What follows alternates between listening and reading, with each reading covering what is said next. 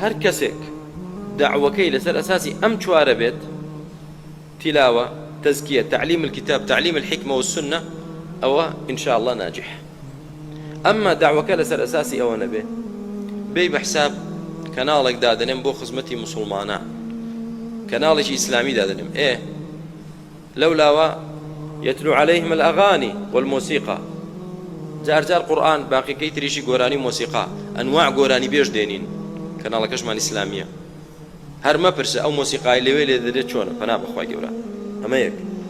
ويزكيهم تزكيتي شرك وخرافي وايت يدايا بدعي وايت يدا باز ذكره هر ما برس كوتا تزكية نية يدنسهم نق ويزكيهم بيسيا أو عقيدة أو ملة تيك ددا نك عقيدة باكا ويعلمهم الكتاب والحكمة نية ويعلمهم البدع والخرافة والشعوذة والسحر ونازا نمشي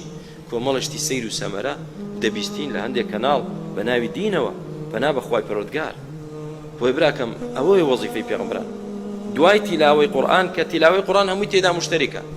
لو انا لكنالك باسي اسلامي جناكا كرمضان هات قران ليددا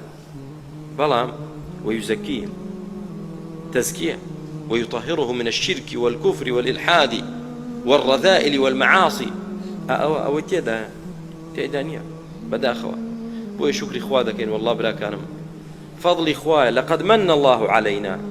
منته فضل إخوايا بسر ملتي كردة وككنالي عمشقاري هي فضل إخوايا بسر منه بسر تو بسر هر يشك من نق آزايتي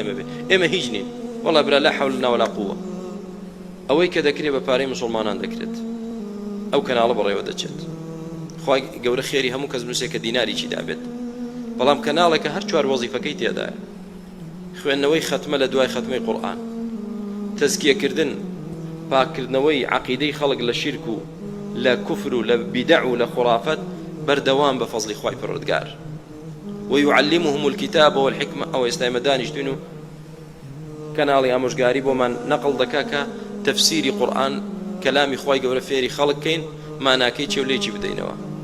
کاتی تر بۆ کە صحیحی بوخاری و حەدیثی پێغەمبەری خوا صلی الله علیه و سەلەم بۆ خەڵک ڕوون بکرێتەوە شکری خوای گەورەی دەوێت